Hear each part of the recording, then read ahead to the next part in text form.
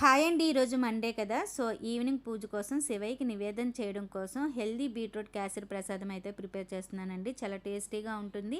So, healthy recipe కూడా మరి ఎలా ప్రిపేర్ చేయాలో చూసేద్దామా? స్టవ్ మీద బాండీ పెట్టుకొని 2 స్పూన్ల నెయ్యి వేసి అందులో డ్రై ఫ్రూట్స్ వేసుకొని ఫ్రై చేసుకొని ఒక బౌల్‌లో తీసేసుకోవాలి. అదే బాండీలో ఒక కప్పు సూజీ రవ్వ వేసి బ్రౌన్‌గా వచ్చే వరకు ఫ్రై చేసుకొని మరొక ప్లేట్‌లో అయితే తీసేసుకోవాలి. అండ్ మళ్ళీ అదే బాండీలో ఒక 4 స్పూన్ల నెయ్యి వేసుకొని ఒక కప్పు బీట్రూట్ తురుము వేసి పచ్చివాసన పోయే వరకు మంచి కమ్మటైన స్మెల్ వచ్చే వరకు ఫ్రై చేసుకోవాలి. సో, తర్వాత ఒక కప్పు కొబ్బరి తురుము కూడా వేసుకొని ఆ 2 ఫ్రై చేసుకున్న తర్వాత సూజీ రవ్వ యాడ్ చేసి 3 కూడా మరొకసారి బాగా ఫ్రై చేసేసుకోవాలండి.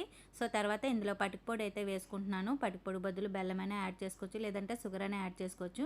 కొంచెం మిల్క్ మేడ్ కూడా వేసుకొని మళ్ళీ అన్నీ కూడా బాగా ఫ్రై చేసేసుకున్నానండి. సో, తర్వాత గోరువెచ్చటి పాలు ఒక కప్పు వేసుకొని కొంచెం ఇలాచీ పౌడర్ వేసి బాగా ఉడికించుకోవాలి. సో, ఫైనల్గా అయితే నెయ్యి వేసుకుంటే మనకి కళాయికి అనేది విడిపోతుందన్నమాట. అంతే రెడీగా అయిపోయింది మనకి.